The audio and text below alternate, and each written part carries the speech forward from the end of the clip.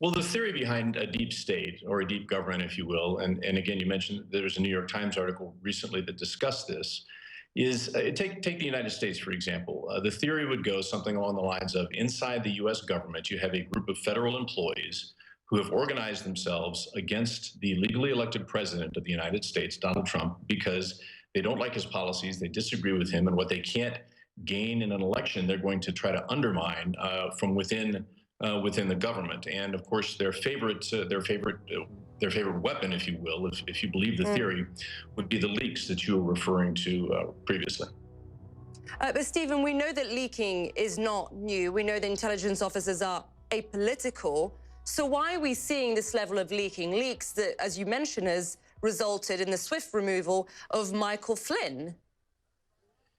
Well, and not being a social scientist, I haven't gone over the data and seen whether there has been an increase in leaks. There has certainly been a high impact of the leaks recently, and I think Mike Flynn is a good example. And again, if you buy into the theory of the deep state, what would have happened there is the intelligence community would have leaked the information specifically with regard to Flynn being in touch with Russian ambassador Kislyak in Washington and discussing with him perhaps the rollback of sanctions against Russia once the president was inaugurated. Now, I think the reality of the situation is that, as you allude to correctly, leaking is sort of it's a sport in Washington. There is no president, I don't think, in the history of our country that has not complained about it. But again, the theory is this is a favorite weapon of these folks who are in the deep state, if you believe that theory.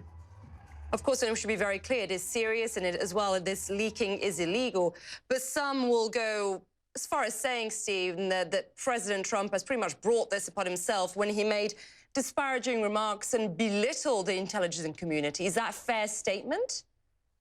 Well, first of all, I'd like to draw attention to your first statement. Absolutely. There is no doubt that leaks are illegal and they need to be investigated. And I think you can also make a case reasonably that there may be an increase in leaks in Washington right now, and especially perhaps from the intelligence community, because of some of President Trump's very inflammatory comments comparing the intelligence community to Nazi Germany and calling into question their professionalism overall. But I think at the end of the day, what you have to ask yourself is really what is more likely here? Is it more likely that there is a deep organization inside the government intent to secretly trying to undermine the president of the United States, or is it more likely that the president of the United States is very concerned about the allegations, the serious allegations that have been raised with regard to his campaign's contact with Russia?